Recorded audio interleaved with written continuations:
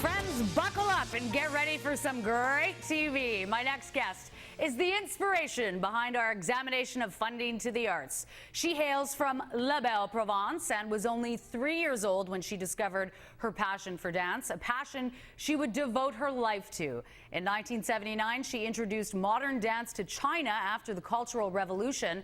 In 1988, she was the first modern dancer to be honored with the prestigious Order of Canada. And of course, as we all know, she was named a 2011 laureate of the Governor General's Performing Arts Awards for Lifetime Artistic Achievement. She has earned rave reviews in Asia, Europe, and the Middle East. She's worked with the greatest dancers and artists of her time.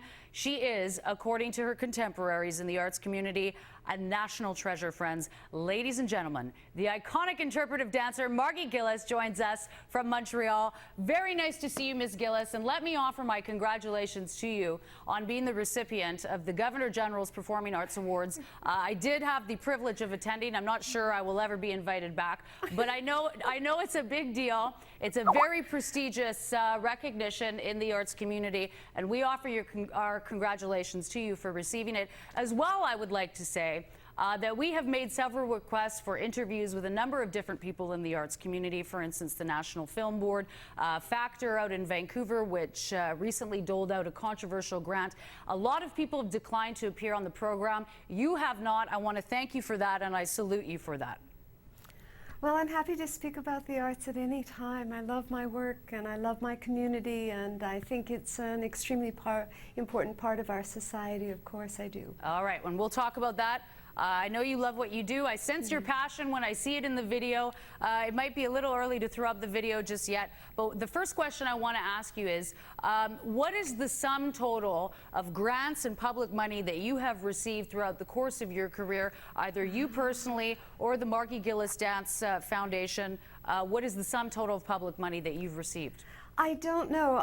All our money it's totally open for disclosure. You can find that on the web. We're audited every year. I don't know. I think I've been very lucky with my funding from both Quebec and from Canada, and I'm very grateful for it. I'm sure you are. Lucky is certainly an interesting word to use. We actually have had an opportunity to add up some of those grants. Before we put them on the screen, I do want to, if I could, explain to our friends at home what the foundation is all about. Correct me if I'm wrong here, but I did pull this off of your website. It appears to be a mission statement. If we could pull up that graphic. The Margie Gillis Dance Foundation is committed to research, reflection, and the study of the human adventure through artistic expression, through teaching, and through creating, which are essential endeavors for the sane evolution of our society and our collective well-being. Okay, so that's what the Margie Gillis Dance Foundation is all about. Now, let's get to the amount the Margie Gillis Dance Foundation has received in money from taxpayers over the years. Friends, it goes back to 1998. The grants are for a variety of things, such as creation and production in dance. There are touring grants, there are operating grants, there are travel grants. We've got them scrolling on a screen. I can't go through them individually because, quite frankly, it is too long of a list. And the total amount of grants that I can discern that you have received either personally or your dance group is it's essentially $1.2 million, wow. Okay? So why is the price tag for research, reflection, and the study of human adventure through interpretive dance costing taxpayers $1.2 million a year, Ms. Gillis? Oh no, it's not costing $1.2 million a year. Or, excuse me, not a year. Excuse me, $1.2 million over the course of the last 13 years. Forgive me. No. I think it's a little longer than that. I've been performing solo dance for, 39 years now, and I've danced all over the world. I've acted as an ambassador. I've done my very best for Canada, for my country. For my community internationally and locally, as well as for the community at large. And yes, I think these are important things to research. I think they are important things to understand and to touch people's lives and to change minds. I think that the amount is a little askew. It doesn't all go to me. It certainly goes to people that work in the field, other artists who I've collaborated with. There's a number of different areas. you'll find that the arts are very good at actually using small amounts of money, making it go a very, very long distance. Okay, but I also would just like to point out that in dance internationally, solo dancer usually has a career of 5 years. I've been able to sustain that for 39 years. That's a pretty remarkable accomplishment. It's a wonderful accomplishment. But I still don't get why 1.2. Tell me something, okay? And sure. you know, I'll be frank with you. This is not my cup of tea, and I don't think it's a cup of tea for a lot of people. But this whole thing, like, why does that cost $1.2 million over 13 years? I don't think that would be over 13 years. I think. Why does it cost $1.2 million over whatever the term is? I think it would be over something closer to 35 years, 30 years. And that has to do with a lot of salaries for a lot of different artists, not just for myself, for my lighting designer, for the company, touring, performing, teaching. I'm going to challenge you on the grants, because these numbers are available online, as you've pointed out. Yes, they are. And it's the Canada Arts Council that has been providing these grants to you and Quebec, since and the province of Quebec, and $160,000 grant from the province of Quebec. But these other grants that I have enumerated today you started to receive them in 1998, or your dance foundation did.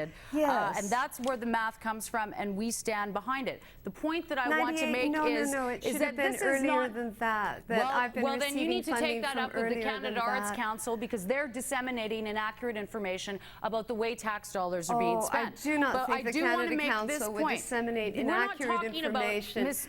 These Gillis, are people that care deeply about the arts, this is not deeply about serving society. Anyone's purpose, okay? No one can hear what you're saying, and they're not hearing what I can say. We've got to go at this one at a time. I'm your guest. Perhaps you might let me speak. You are, but I have given you your due, and I need to ask the questions. Now, artists and dancers care deeply about society and sacrifice entirely and give themselves to the arts. So I would think that you would want to treat us with a little bit of respect and understand the sacrifice that many artists make.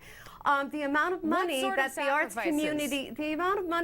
arts community makes is very, very little. If you look at my salary over the course of this time, in comparison, as the top dancer or one of the top dancers in Canada, if you look at that in comparison to the salary of anybody who is at the top of their field in other endeavors, I think you would find that the numbers don't exactly do you think are comparable? Don't exactly mix up. I think you're skewing your numbers, and I think that you're if I look at those salaries, those people are not being subsidized by the taxpayers, okay? So if they have higher salaries, they have higher salaries. And do you know what? Do you want to know what is done? Do you want to know what is done with that money? The subsidizing of that money? Tours and performances around the world were accomplished. Yes, we've heard all about the creative economy, and I do want to ask you about your contributions to the creative economy. The Conference Board of Canada has talked about the creative economy being worth something like $40 billion to the economy. I find this astonishing. I find this absolutely astonishing. Not nearly as astonishing as we do, I assure you. That you would belittle a sector of our community that sacrifices for the good of the collective. I really find this quite astonishing. Well, really, truly, I'm happy to talk about sacrifices, actually, because I think it ties in with a comment that you made that some of us here find particularly objectionable, and it was a comment that you made at the Performing Arts Gala. Control room, could we put that up, please, and roll that clip? We were, I thought, a compassionate society. I don't think that way anymore. No, we're good at masking things. We're good at not taking responsibility now. It's deeply sad to me. All right, we're not a compassionate society anymore. Were we not compassionate in 2008 when we gave you $50,000, a personal grant that you received, the Walter Carson Prize? And were we not compassionate, let's just say, in the fiscal year of 2009 when taxpayers gave you and your foundation a grant for $105,000? And again, that only represents a small portion of the money that you have received from taxpayers over the course of your career. I'm not speaking selfishly here. So what is it about Canadians that they're lacking compassion exactly? $1.2 million isn't enough compassion for you? No, it's not about about me. It's about our society as a whole and what we give our attention to. And indeed, what you're doing is you're belittling my community. You're belittling a community that myself and a community that sacrifice a great deal and give a great deal for the common good.